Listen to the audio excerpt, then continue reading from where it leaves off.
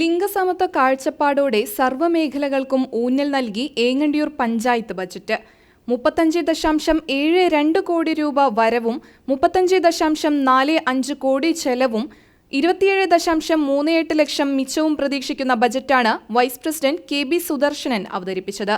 4,19,000 രൂപ പ്രതീക്ഷിത ചെലവ് 35,45,09,000 രൂപ, മിച്ചം 27,38,890 രൂപ.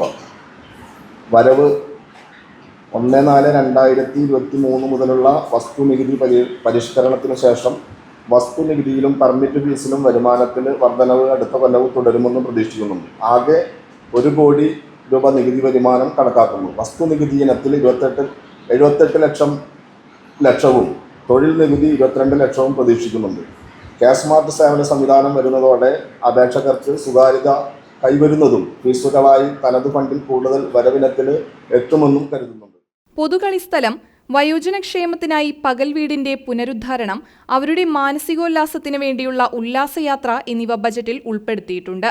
കൃഷിക്കും മണ്ണ് ജല സംരക്ഷണത്തിനും പ്രാധാന്യം നൽകുന്ന ബജറ്റിൽ ശുചിത്വ മേഖലയിൽ MCF നവീകരണം, എല്ലാ വീടുകളിലും ബൊക്കാഷി ബക്കറ്റ് യൂണിറ്റ്, ജൽജീവൻ പദ്ധതി മുഖേന എല്ലാ വീടുകളിലും കുടിവെള്ളമെത്തിക്കൽ, പഞ്ചായത്തിലെ എല്ലാ റോഡുകളുടെയും നിർമ്മാണം, സ്കൂളുകളുടെ ആധുനികവൽക്കരണം, സമ്പൂർണ്ണ പാർപ്പിട ലൈഫ് പദ്ധതി, ആരോഗ്യ കേന്ദ്രങ്ങളുടെ ആധുനികവൽക്കരണം എന്നിവയ്ക്കും ബജറ്റിൽ പ്രത്യേക പരിഗണന നൽകിയിട്ടുണ്ട്.